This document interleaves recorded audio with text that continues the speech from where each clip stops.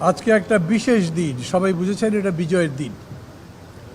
বিজয়ের সাথে সাথে বিজয়ের পশ্চাতে পশ্চাতে যেগুলো আসে, অনেক শঙ্কা, ভয়, অনেক ধরনের বিপদের সম্ভাবনা, এগুলো সব কিছু নিয়েই বিশেষ করে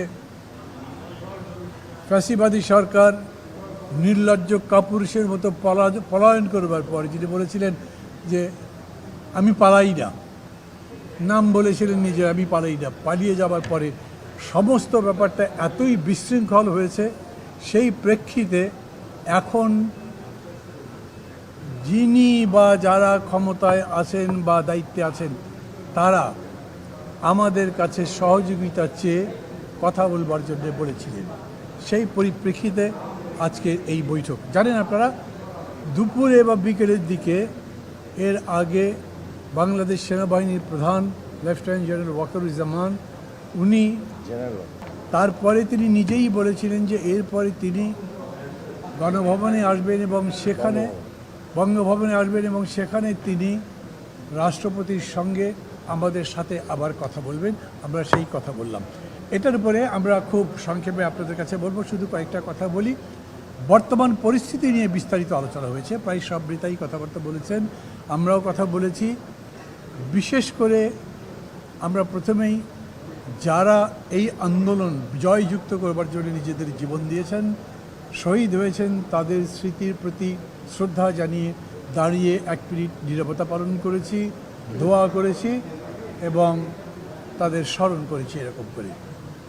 সেই সাথে এই আন্দোলন করতে গিয়ে যারা অন্যায়ভাবে কারারুদ্ধ হয়েছেন, বিভিন্ন রাজনৈতিক মামলায় কারারুদ্ধ হয়েছেন, তাদের মুক্তির দাবি করেছি। এটা সবার কথা বলছি আমরা, সবাই মিলেই। এর মধ্যে বিশেষ করে বিএনপি চেয়ারপারসন বেগম খালেদা জিয়া খুবই অমানবিকভাবে যাকে জেলখানায় আটকে রাখা হয়েছে, চিকিৎসার ব্যবস্থা করা হচ্ছে না, তার মুক্তির কথা বলেছি। এই প্রসঙ্গটা বিশেষ করে তাদের দলের সাধারণ সম্পাদক সহ অন্যান্য নেতৃবৃন্দ তুলেছেন, আমরা সবাই সমর্থন করেছি।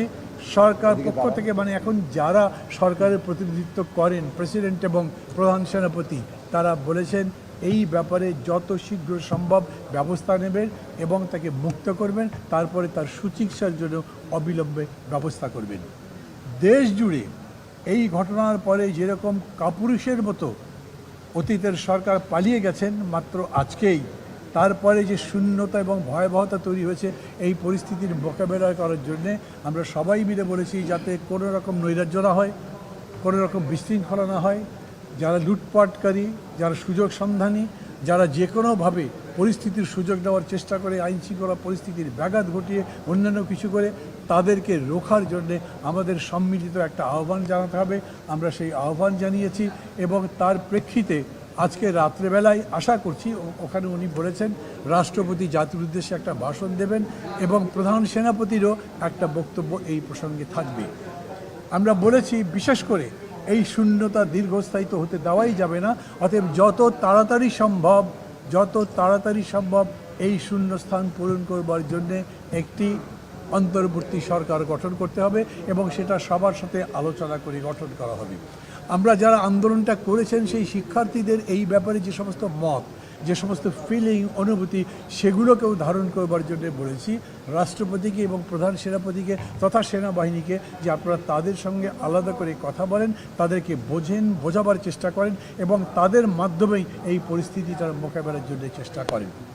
আরও 2-1টা পয়েন্ট আছে, আমি এই ব্যাপারে আর বেশি কথা বলবো না।